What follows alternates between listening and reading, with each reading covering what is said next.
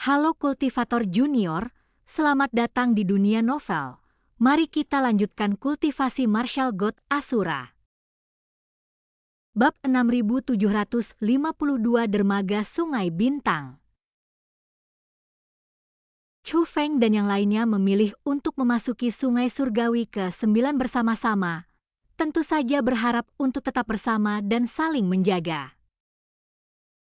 Untuk mencegah mereka terpisah, sebuah rangkaian penghubung ditempatkan di tubuh setiap orang. Idealnya mereka bisa bersama, tetapi jika itu tidak memungkinkan, mereka tidak akan memaksakannya. Lagi pula Sungai Surgawi ke-9 adalah tanah yang tidak dikenal, jadi mereka perlu menghormati aturan di sana. Ketika Chu Feng mengambil langkah pertama itu, dia memang memasuki ruang lain. Namun itu bukanlah terowongan teleportasi seperti yang dibayangkan. Kaki Chu Feng menapak pada benda padat.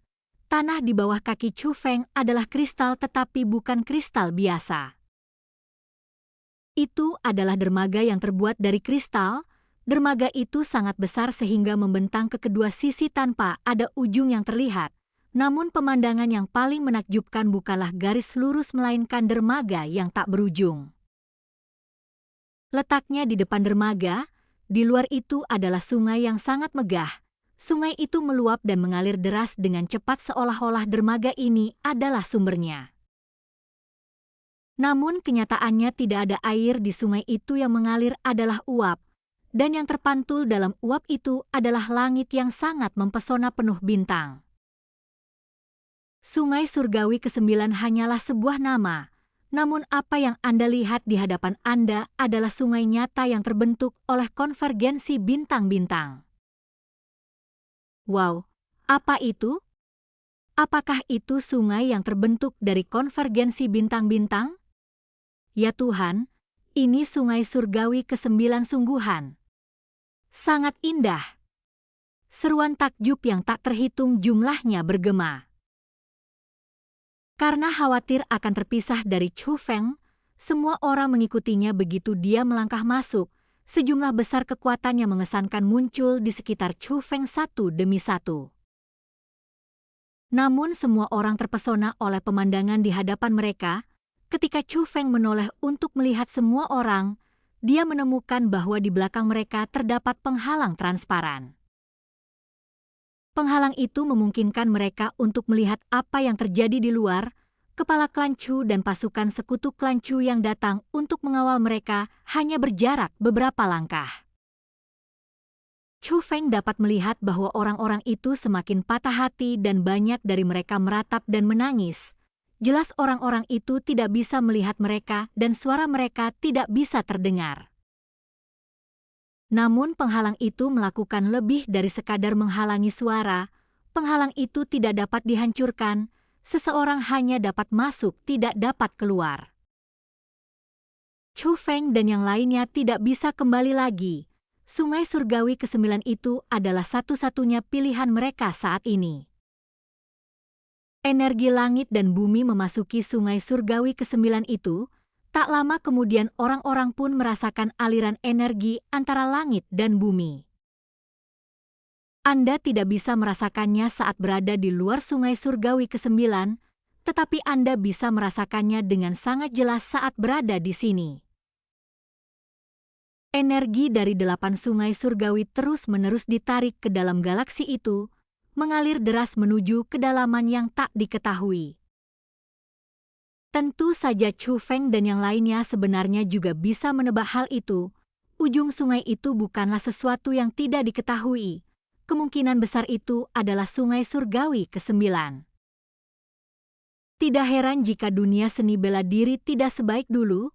Ternyata Sungai Surgawi ke-9 terus-menerus menyerap energi langit dan bumi dari 8 sungai surgawi lainnya. Beberapa orang mulai mengeluh, alasan mengapa kultivator alam dewa surgawi dan spiritualis roh dunia naga langit sebelumnya hanya berupa legenda. Hal ini karena energi langit dan bumi terlalu lemah di dunia bela diri saat ini. Namun energi langit dan bumi adalah dasar dari kultivasi. Dengan sumber daya yang melimpah di belakang mereka, tokoh-tokoh berpengaruh dari berbagai pihak secara berturut-turut berhasil menembus ke dewa surgawi dan naga langit. Namun pada akhirnya, hal itu bergantung pada sumber daya budidaya terbatas, generasi sebelum mereka telah menggunakannya di 8 sungai surgawi, dan kemudian generasi selanjutnya tidak memiliki apapun untuk digunakan berkultivasi. Lalu bagaimana generasi muda yang masih berada di 8 sungai surgawi dapat menembus keterbatasan mereka? Inilah mengapa banyak orang marah. Seandainya bukan karena sungai surgawi ke-9 ini, siang dan malam, tanpa henti melahap energi langit dan bumi dari 8 sungai surgawi selama puluhan ribu tahun. 8 sungai surgawi tidak akan seperti sekarang ini, mereka pasti akan jauh lebih makmur, sepertinya tidak ada masa depan untuk tetap tinggal di 8 sungai surgawi. Namun sebagian orang merasa beruntung, hal ini semakin membuktikan bahwa keputusan mereka untuk memasuki sungai surgawi ke-9 benar-benar tepat. Jadi bagaimana kita memasuki sungai surgawi ke-9? Dengan terbang di udara atau dengan melakukan perjalanan di sepanjang sungai bintang ini? Tak lama kemudian, seseorang mengajukan pertanyaan. Akibatnya semua orang tanpa sadar menatap Chu Feng. Mereka menunggu penilaian dan keputusan Chu Feng. Sungai bintang yang tak berdasar ini seharusnya menjadi satu-satunya jalan untuk memasuki sungai surgawi ke-9. Sembari berbicara, Chu Feng berjalan ke tepi dermaga, bersiap untuk memasukkan tangannya ke dalam sungai bintang tersebut. Analisis hanyalah analisis, dia masih perlu mengkonfirmasinya melalui praktik. Kakak, hati-hati. Melihat hal itu, Xiao Yuer dan yang lainnya langsung merasa gugup. Lagi pula semakin sulit dipahami sesuatu semakin meresahkan jadinya. Tidak apa-apa. Namun Chu Feng penuh percaya diri dan langsung memasukkan tangannya ke sungai berbintang. Di tangan Chu Feng ada gelombang energi dari sungai bintang tersebut, namun menimbulkan riak, belum lagi suara dan bentuknya, bahkan sensasi di tangan Chu Feng pun seperti air yang mengalir. Chu Feng melepaskan kekuatan formasi dari telapak tangannya, dan sebuah kapal formasi besar langsung muncul. Kapal besar itu hanyut terbawa arus dan menghilang dari pandangan dalam sekejap mata. Wow, cepat sekali. Semua orang kembali takjub. Kecepatan ini beberapa kali lebih cepat daripada terowongan teleportasi. Chu Feng berdiri dan memandang semua orang dan kemudian Chu Feng berkata, "Sungai bintang ini memiliki gravitasi, jadi mustahil untuk terbang di atasnya. Namun sungai berbintang ini sendiri aman, Anda bisa naik kapal atau berenang sendiri. Tentu saja saya menyarankan agar semua orang naik kapal. Lagi pula tidak ada yang tahu persis berapa panjang sungai bintang ini. Jika perjalanannya panjang akan lebih nyaman untuk beristirahat di kapal." Chu Feng membagikan kesimpulannya kepada semua orang, dan tentu saja semua orang mendukung keputusan Chu Feng. Selanjutnya Chu Feng secara pribadi membangun serangkaian kapal perang raksasa. Setiap kapal perang dihubungkan satu sama lain oleh sebuah formasi. Semua orang naik ke kapal pada waktu yang sama dan memasuki sungai bintang pada waktu yang sama. Meskipun arusnya sangat deras, semua kapal berlayar dengan kecepatan yang sama. Pada saat itu semua orang menoleh untuk melihat, sambil memandang 8 sungai surgawi di belakangnya. Namun aliran di sungai bintang ini terlalu cepat bahkan bagi mereka yang memiliki kemampuan dan pengamatan luar biasa. Namun tak lama kemudian, sungai berbintang yang luas di belakang mereka menghilang sepenuhnya digantikan oleh sungai berbintang yang tak berujung.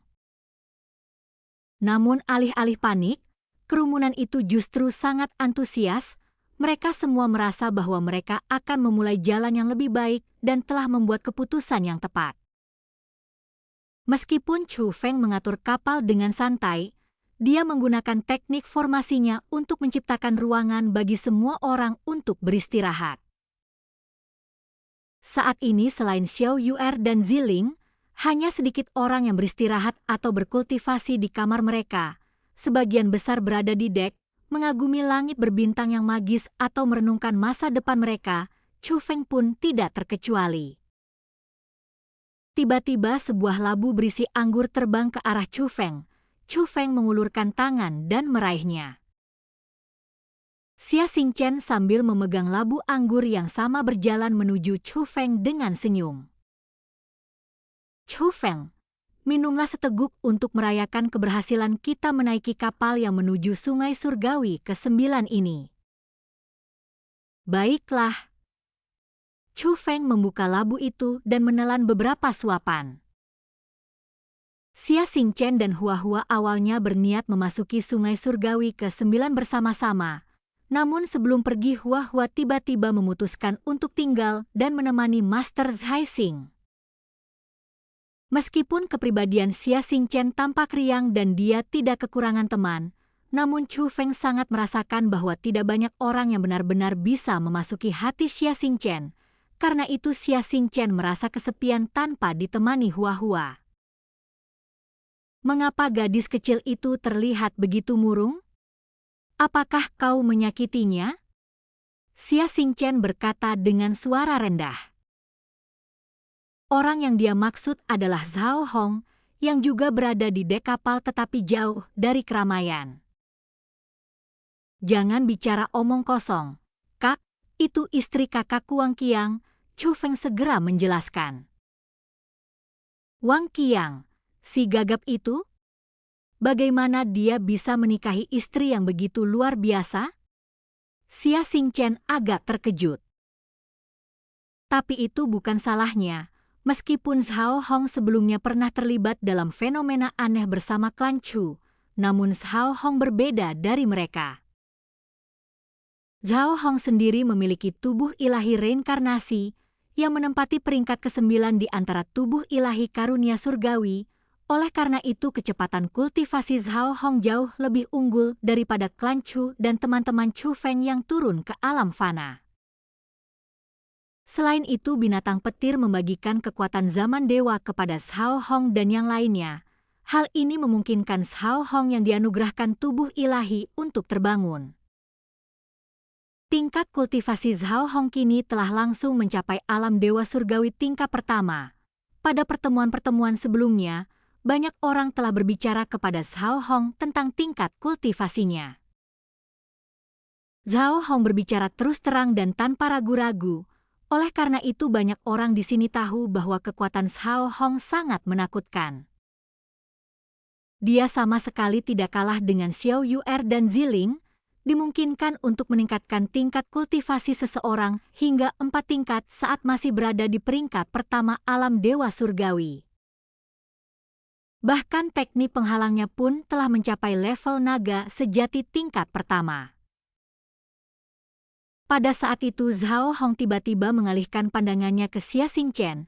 Hal ini menyebabkan ekspresi Xia Xingchen berubah drastis. Dia bisa merasakan dinginnya tatapan mata Zhao Hong. Nona Zhao, saya tidak bermaksud apa-apa. Saya hanya berpikir Anda terlalu luar biasa. Xia Xingchen dengan cepat menjelaskan sambil tersenyum. Sesaat kemudian Zhao Hong tiba di hadapan Chu Feng dan Xia Xingchen dalam sekejap. Zhao Hong tidak mempersulit Xia Xingchen tetapi tersenyum tipis dan berkata, "Saya tahu senior Xia hanya mengatakannya begitu saja dan tidak bermaksud buruk.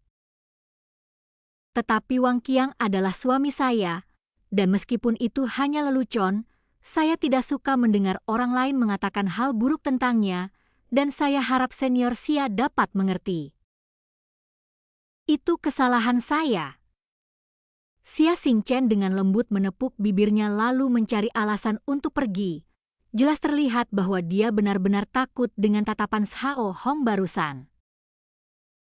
"Jangan khawatir, Wang Qiang akan baik-baik saja," kata Chu Feng. Banyak orang memasuki Sungai Surgawi ke-9 untuk masa depan mereka. tetapi Zhao Hong melakukannya untuk Wang Qiang. Iya. Zhao Hong mengangguk. Kakak Chu Feng. Namun pada saat itu transmisi suara rahasia Ziling sampai ke telinga Chu Feng. Melihat ke arah sumber suara, Chu Feng melihat Ziling berdiri tidak jauh dari situ dengan sedikit rasa gugup di matanya dan jelas sesuatu telah terjadi. Kultivator Junior, sampai jumpa di kultivasi berikutnya di dunia novel.